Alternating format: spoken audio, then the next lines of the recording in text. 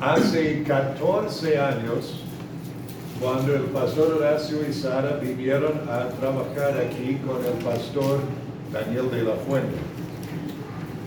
Y visitamos cada 2 por 3 en aquel entonces con mi esposa.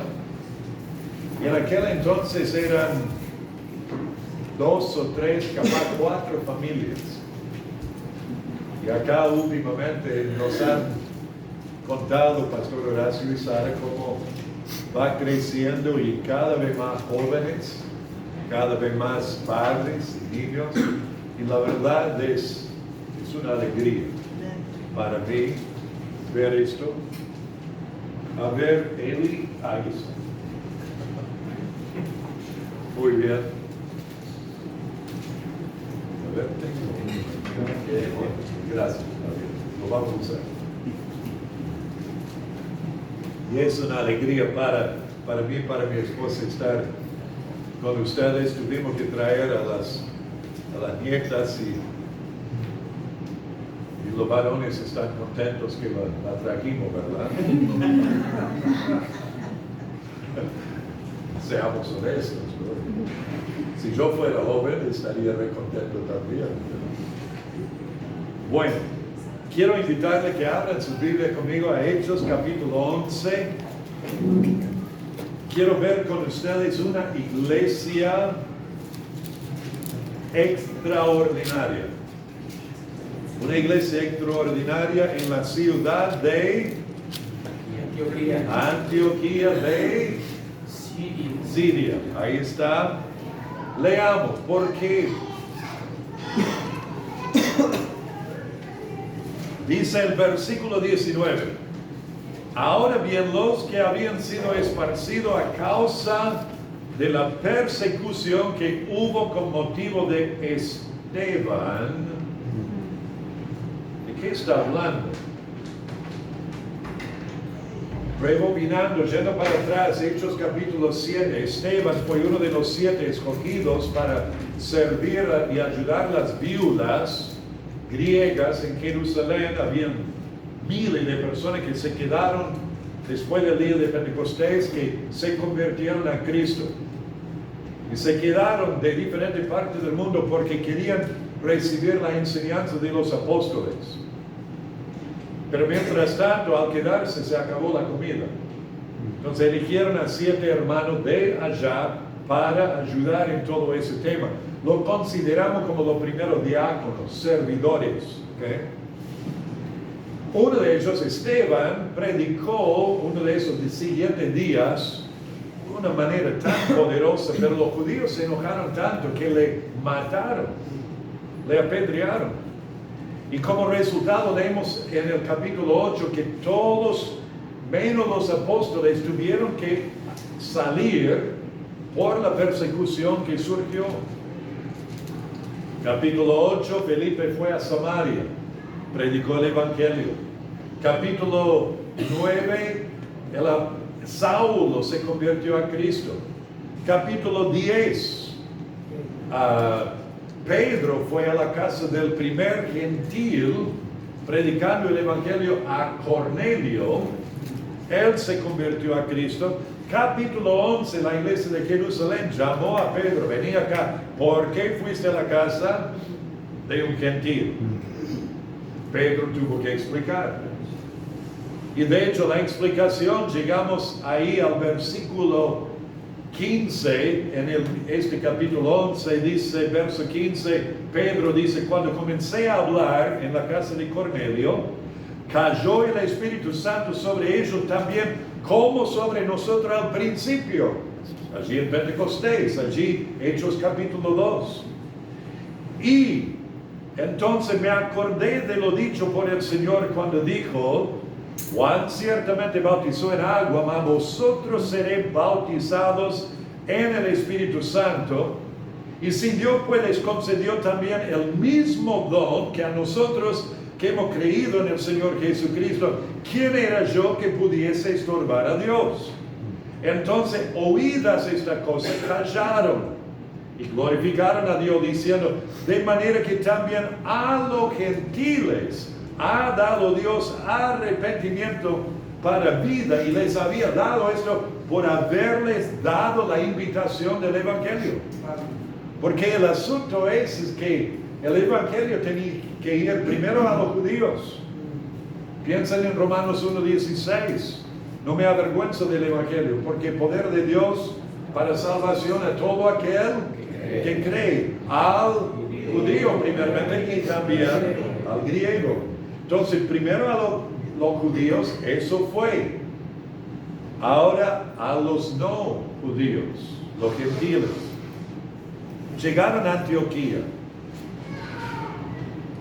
Dice, pasaron hasta Fenicia, Chipre y Antioquía, verso 19, no hablando a nadie la palabra, sino a los judíos.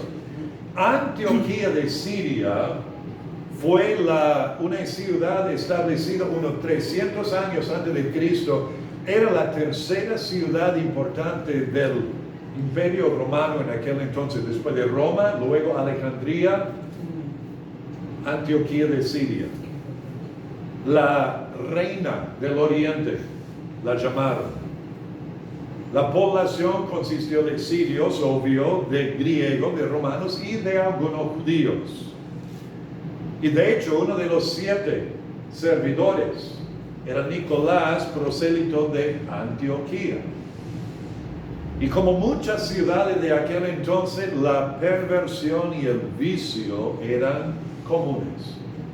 Pero a pesar de esto, en esta ciudad nació y creció una iglesia extraordinaria que llegó a ser,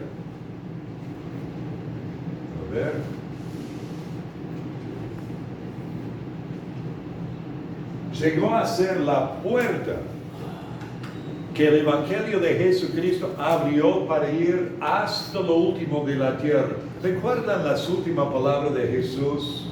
Hechos 1:8. Hablando a los apóstoles diciendo, pero recibiré poder cuando haya venido sobre vosotros el Espíritu Santo y me seré testigos en Samaria, Jerusalén y en toda Judea y Samaria y hasta lo último de la tierra. Se quedaron en Jerusalén demasiado tiempo. Dios permitió la persecución para que fueran luego saliendo de Judea a Samaria. Llega a Antioquía. Y Antioquía es la puerta a través abrió el Evangelio para ir hasta lo último de la tierra. Y aquí comenzó esta iglesia extraordinaria. Primero vemos que era extraordinaria en su comienzo. En su comienzo. Fueron personas comunes y corrientes que llegaron ahí. No eran apóstoles, no eran grandes líderes de allí o ancianos de Jerusalén. Eran personas comunes y corrientes huyendo de la persecución. Y dice que estaban hablando a nadie la palabra, sino solo a los judíos. Porque cuando llegaron, todavía los eventos del capítulo 8 en Samaria y 10 en la casa de Cornelio, todavía no habían pasado esto. Por eso limitaban su mensaje a judíos. Pero, mientras tanto, ocurrió Samaria, Cornelio, puerta abierta, y luego leemos, pero había entre ellos unos varones de Chipre y Cirene, los cuales también entraron en Antioquía, hablaron también a los griegos, anunciando el Evangelio del Señor Jesús. Personas comunes y corrientes, como nosotros. Piensen en esto. En 1 Corintios 1, versos 26 a 29, leemos, pues mirad, hermanos, vuestra vocación, que no sois muchos sabios según la carne, ni muchos poderosos, ni muchos nobles, sino que lo necio del mundo escogió Dios para avergonzar a los sabios, y lo débil del mundo escogió Dios para avergonzar a lo fuerte. y lo vil del mundo y lo menospreciado escogió Dios y lo que no es, para deshacer lo que es, a fin de que nadie se jacte en su presencia. Dios escoge a la gente común y corriente, como nosotros, para llevar el Evangelio. Contaban a toda la buena nueva de Cristo. Utilizaban las conversaciones comunes de hablar la palabra a otros, y esto era algo continuo. Como mencioné en el principio, restringieron el mensaje a los judíos, pero luego los eventos de Samaria, casa de Cornelio, y ya hablaron a los griegos anunciando el Evangelio del Señor Jesús. Estos creyentes utilizaban toda oportunidad de hablar con otros de Jesucristo. ¿Por qué? Eran buenas noticias. Querían que otros supieran. ¿Recuerdan hace un par de años atrás había un partido de fútbol en Francia que la selección argentina ganó? ¿Se acuerdan de ese domingo? ¿Se acuerdan? La tercera estrella, tercer mundial que ganamos. ¿Recuerdan de esto? Por supuesto. ¿Y dónde estaban ustedes ese día? No importa, estaban pegados a la pantalla, ¿verdad? ¿Y qué pasó cuando ganamos? Qué bueno. Gritos, ¿no? Saltos. ¿Y qué hablamos? ¿De qué hablamos el día siguiente? No importa dónde. ¡Hey! ¡Qué buen partido! ¿Verdad? Buena noticia para nosotros. Para los franceses no tanto, pero para nosotros sí. Entonces, cuando hay algo así tan bueno, no podemos no hablar. Y esto es lo que hacían ellos con el Evangelio de Jesucristo. Hablaban a todos. Y esto llevó a lo que llamamos un crecimiento extraordinario. Verso 21 dice, y la mano del Señor estaba con ellos, y gran número creyó, y se convirtió a ellos. Perdón, se convirtió al Señor. La mano del Señor estaba con ellos, dice. ¿Qué significa eso? O mejor dicho, sabemos que es una figura, Dios es espíritu, pero ¿cómo podemos tener la mano del Señor para bien sobre nuestras vidas? Es una frase que proviene del Antiguo Testamento. Esdras lo usó mucho. Nehemías menciona esto. Ezequiel el profeta habla de la mano de Dios. Y en Esdras capítulo 8 encontramos, yo creo, la clave en el versículo 22. Él había hablado con el rey de volver a Judá de Persia, de Babilonia, y había dicho que Dios está con nosotros y nos va a cuidar. Y entonces en un momento él dice esto en verso 22 de capítulo 8, tuve vergüenza de pedir al rey tropa y gente de a caballo que nos defendiesen del enemigo en el camino, porque habíamos hablado al rey diciendo, la mano de nuestro Dios es para bien sobre todos los que le buscan, mas su poder y su furor contra los que le abandonan. La mano del Señor es para bien sobre todos los que le buscan.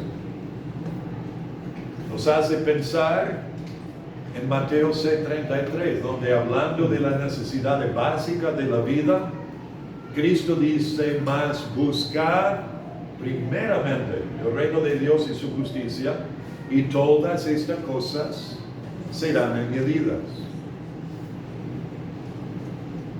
La mano del Señor es para bien sobre lo que le buscan. Esto es buscar a Dios primeramente en todas las áreas de nuestras vidas.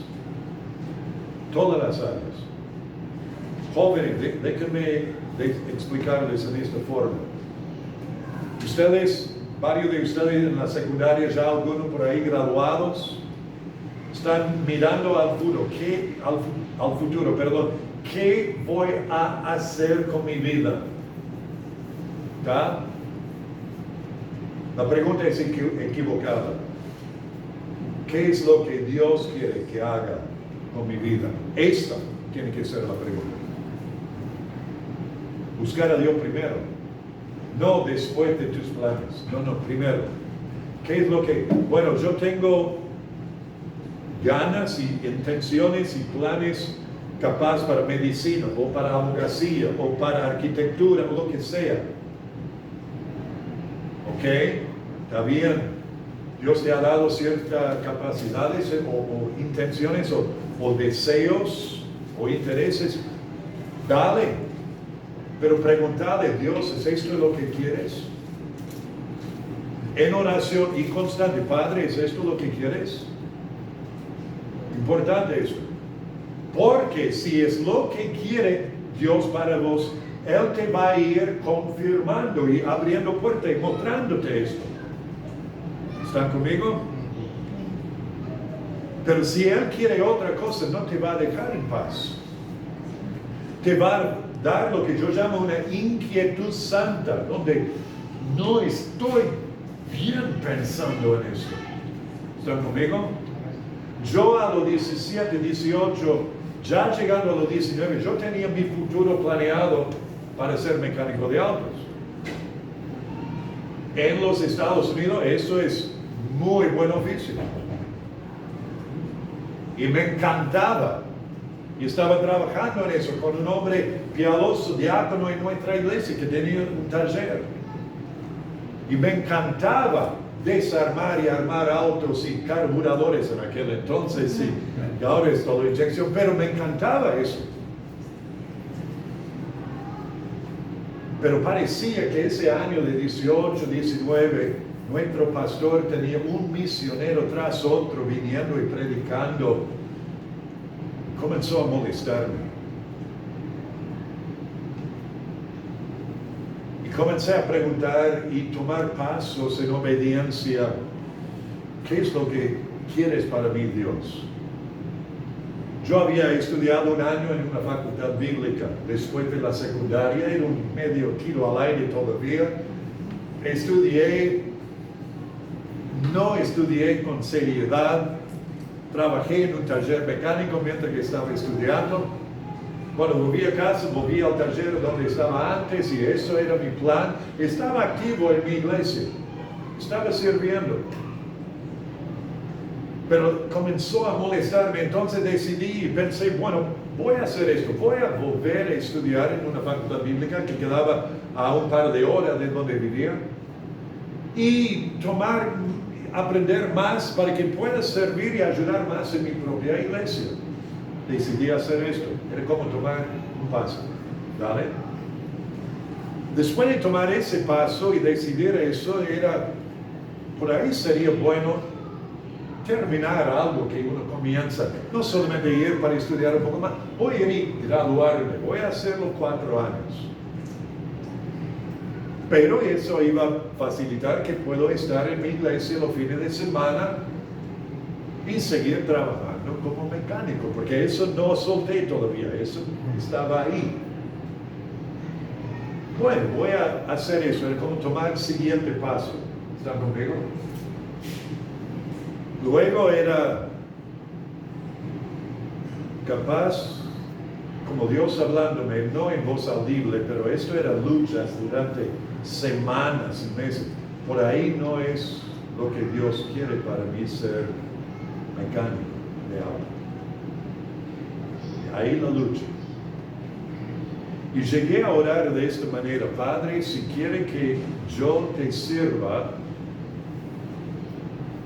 en el campo misionero o en el ministerio, que quites de mí el deseo de trabajar en los autos.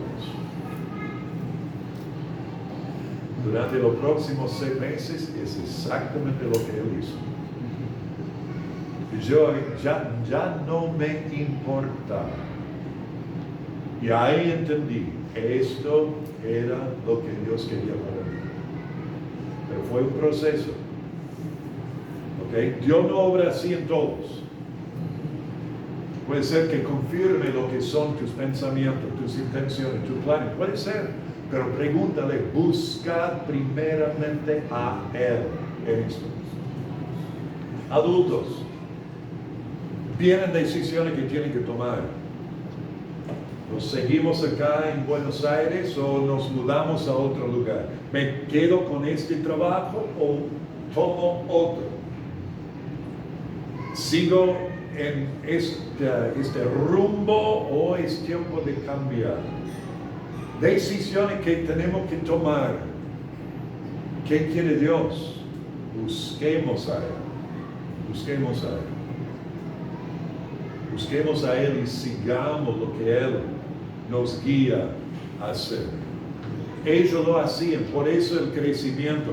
Esto es de buscar su voluntad y su sabiduría y su dirección en su palabra.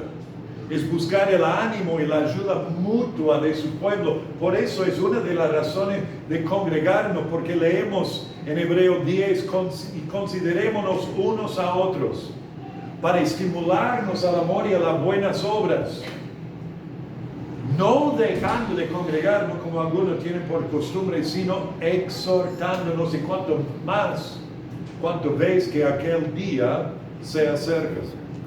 Y volviendo a mirar la iglesia acá en Antioquía, la mano del Señor estaba con ellos, verso 21, gran número creyó y se convirtió al Señor. El crecimiento fue por la conversión. Esto de dar vuelta, un cambio de 180 grados en la dirección de sus vidas. Esto es lo que predicaban: conversión, arrepentimiento de los pecados, conversión a Cristo. Porque antes de conocer a Cristo, cada uno de nosotros estamos en nuestras vidas caminando en la dirección que nos gusta. Esto es: yo soy el más importante antes de conocer a Cristo. Dios, no sé si exista, pero por ahí no tiene nada que ver conmigo. Mi pecado es mi deleite, es lo que me encanta. ¿Están conmigo? En algún momento escuchamos el Evangelio, entendemos que yo soy pecador. No me gusta eso, pero es la verdad. Dios es mi juez. Y mi pecado llega a ser un asco. Y uno llega a entender esto y cambia su forma de pensar. Eso es el arrepentimiento. Y deja el pecado y da una vuelta y confía total y únicamente en Cristo para la salvación del alma. Eso es lo que pasó allí. Gran número creyó y se convirtió al Señor. Esto es lo que Pedro y luego Silas predicaba. Bueno, era primero Pedro y Bernabé en Hechos capítulo 14, diciendo: varones, ¿por qué hacéis esto? Nosotros también somos hombres semejantes a vosotros, que os anunciamos que de estas vanidades os convirtáis al Dios vivo, que hizo el cielo y la tierra. Y el apóstol Pablo, cuando dio testimonio ante Agripa en Hechos 26, dijo que estaba para que abra sus ojos. Dios le había dicho esto, para que se conviertan de las tinieblas a la luz y de la potestad de Satanás a Dios, para que reciban por la fe que es en mí perdón de pecados y herencia entre los santificados. Y el apóstol Pablo mencionó en 1 Tesalonicenses 1:9 que los de alrededor de Tesalónica, ellos mismos cuentan de nosotros la manera en que nos recibisteis y cómo os convertisteis de los ídolos a Dios para servir a Dios vivo y verdadero. Y como mencioné, esto de convertirse, dar una vuelta, es un cambio total en la dirección de la vida. Entonces les pregunto, te pregunto, ¿es evidente en tu vida un cambio total desde que fuiste salvo por la fe en Jesucristo por su gracia. De modo que si alguno está en Cristo, nueva criatura es. La cosa vieja pasaron. Y aquí todas son hechas nuevas. Esta iglesia tuvo un comienzo extraordinario, un crecimiento extraordinario. Y ahora vemos que tenía un colaborador extraordinario. Verso 22 a 25 dice: llegó la noticia de estas cosas a oídos de la iglesia que estaba en Jerusalén, la iglesia chusma. ¿Qué es lo que escuchamos de allí de Antioquía? Y enviaron a Bernabé que fuese hasta Antioquía. Querían saber qué está pasando allí.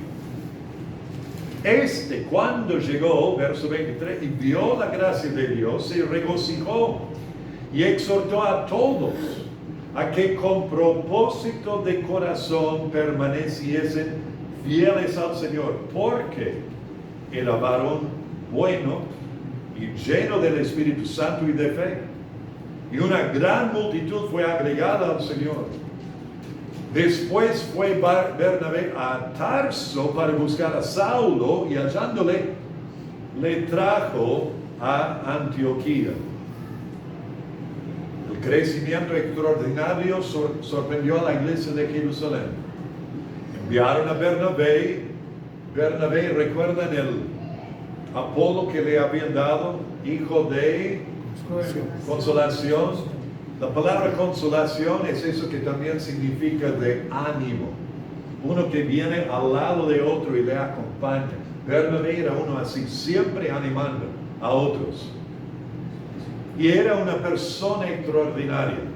Él tuvo deseos no comunes. Él quiso edificar a los hermanos allá, no a su propia imagen. Él tuvo un carácter no común. Dice que era bueno, lleno del Espíritu Santo y lleno de fe. Y el resultado fue el verso 24. Una gran multitud fue agregada al Señor. Pero también tuvo unas cualidades no comunes. Él vio la oportunidad para entrenar y edificar a otra persona en la enseñanza y en el ministerio de la palabra, y ese hombre era Saulo de Tarso, que en el Hecho 9, en capítulo 9, Hechos 9, él se convirtió a Cristo. Pero como era perseguidor de la iglesia, nadie quería ni tocarlo. Y cuando él fue a Jerusalén, los apóstoles no querían ni hablar con él, porque pensaban que era un tipo espía buscando quiénes eran para poder otra vez perseguir.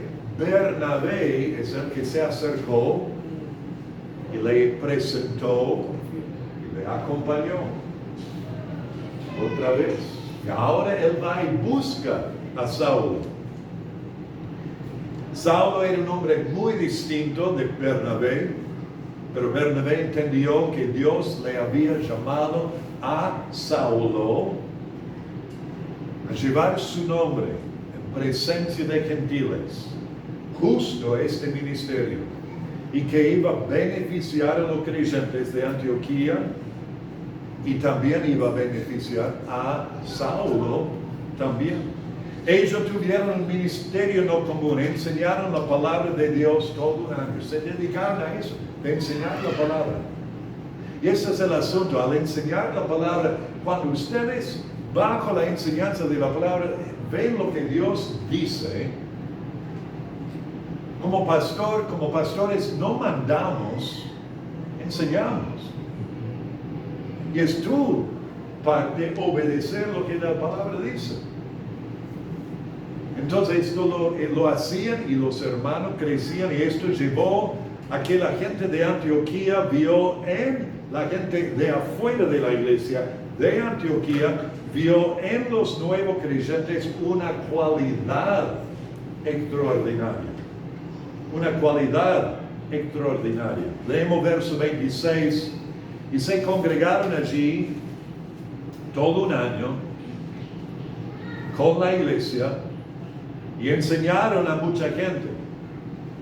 Y a los discípulos se les llamó cristianos, por primera vez en Antioquía. Ellos a sí mismos no se llamaban cristianos, ellos tenían otros términos: discípulos, hermanos, santos, creyentes, hijos de Dios. Así se llamaban entre ellos. Los judíos no les iban a llamar cristianos porque Cristo significaba Mesías, y ellos no iban a dar un apodo a ellos con el nombre Mesías. Ellos lo llamaban la secta de los nazarenos. Pero había un otro grupo. En aquel entonces, por ahí eran otros, pero habían otros también. Pero sabemos de uno que tenía esa terminación iano a un nombre, y eran los herodianos.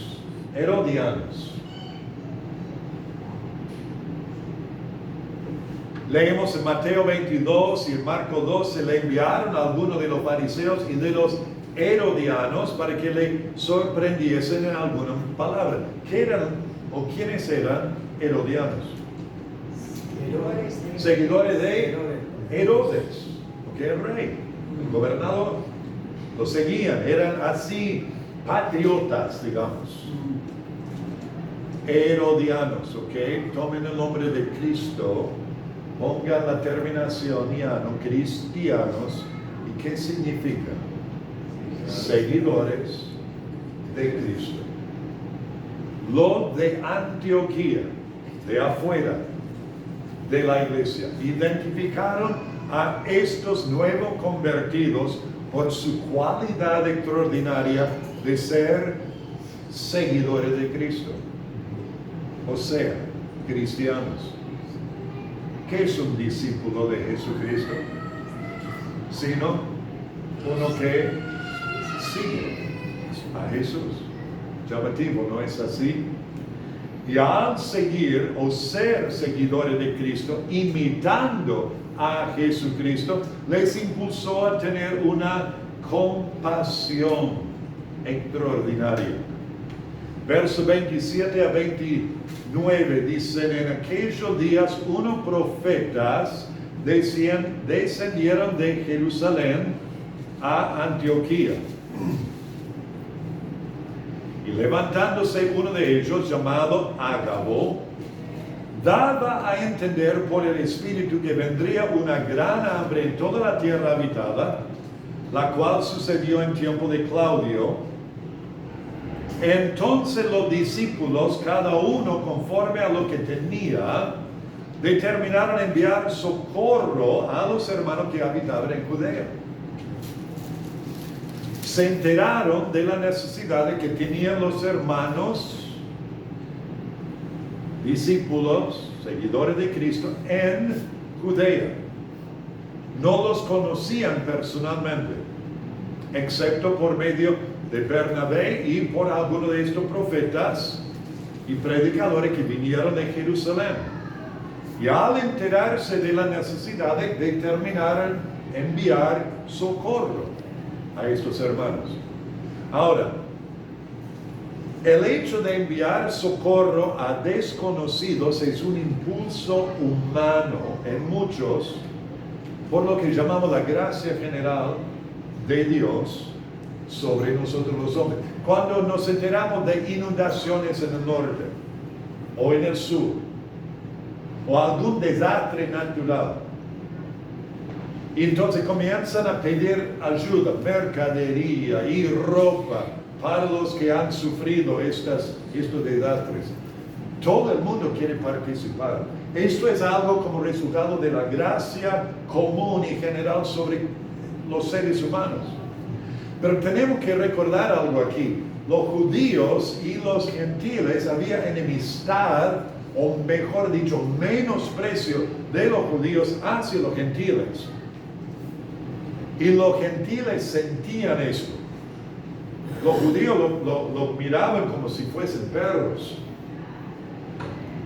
Entonces, había esto, pero Cristo había cambiado sus corazones, ya eran seguidores de Cristo. Y esto generó en ellos, a pesar de lo que era el menosprecio entre los pueblos, ya no importaba. Vamos a ayudar a nuestros hermanos. Vamos a enviarles socorro. Vamos a participar en eso. Y lo hicieron.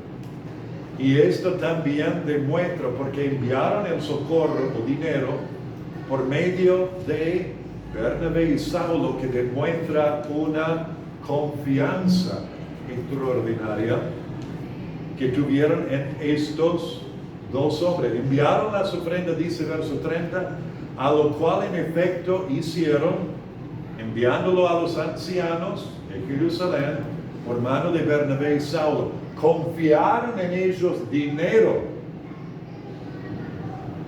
Ellos se van. No hay manera de comunicarnos con ellos hasta que vuelvan. Esperamos que vuelvan. Y esperamos que no se vayan a otro lado gastando dinero en otra cosa. Confiaron en ellos. ¿Por qué? Bernabé y Saulo se demostraron dignos de confianza. Confiables. Y al haber observado esta integridad y honestidad en ellos, ya podían hacer eso. Llamativo, ¿no es así? Repasamos, tuvieron un comienzo extraordinario por hablar con otros de Jesús. Conversaciones comunes. Pregunto, ¿hablas con otro de tu fe en Cristo? ¿Habla con otro de Cristo? Tuvieron un crecimiento extraordinario porque buscaban primeramente al Señor. Buscas primero a Cristo en las decisiones que tenés que tomar. Tuvieron un colaborador extraordinario. Y como Bernabé, pones a otros primero antes de ti mismo.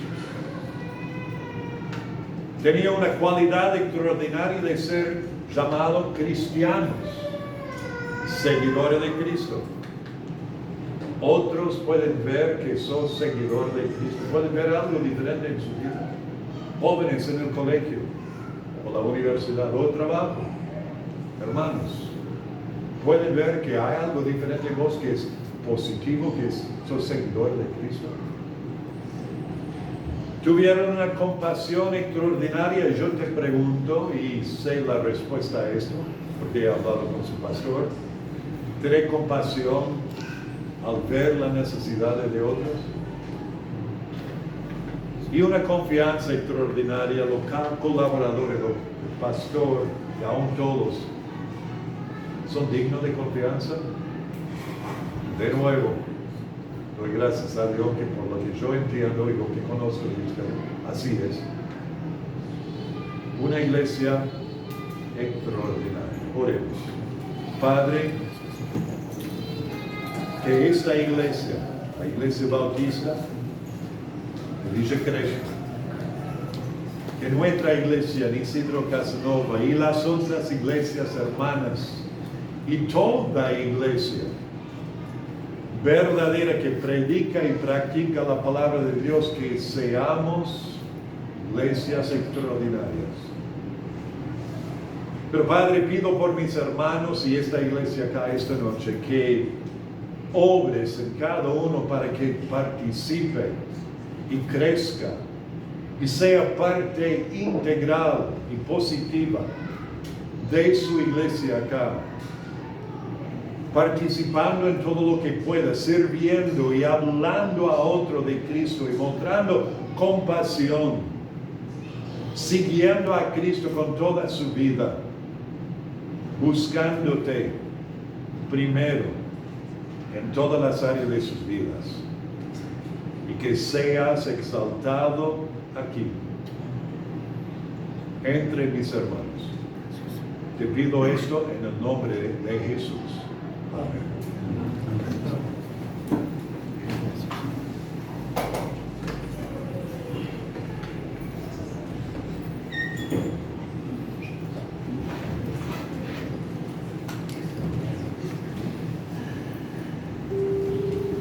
Muy bien, vamos a cantar el himno final. Les invito a ponerse de pie. Día en día, un hermoso himno. Cantemos al Señor todos juntos.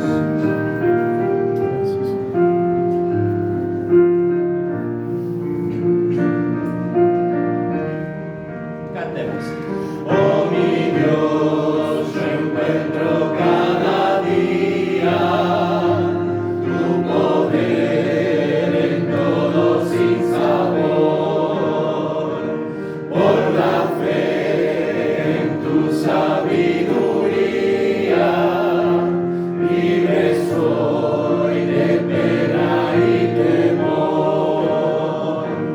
Tu bondad, Señor, es infinita, tú me das aquello que es mejor. Por tu amor alivianse mis quejas y hallo paz en el dolor. Cerca está tu brazo cada día y por él recibo tu favor. Oh Señor, mi alma en ti confía, eres tú mi gran consolador. Protección prometes a tus hijos, porque son tesoro para ti. Hallo en ti constante regocijo, sé que tú hallas por mí. Tu poder me ayuda cada día a vencer en la tribulación. Tengo fe, pues tu promesa es mía, gozaré de tu consolación. Si el afán y la aflicción me llegan, estará tu mano junto a mí. Y después en la postrera ciega moraré ya junto a ti. Amén. Podemos sentarnos, hermanos. Muchas gracias. Vamos a escuchar el postludio y damos por finalizada la reunión. También les dejamos un versículo para la semana. Que el Señor nos bendiga.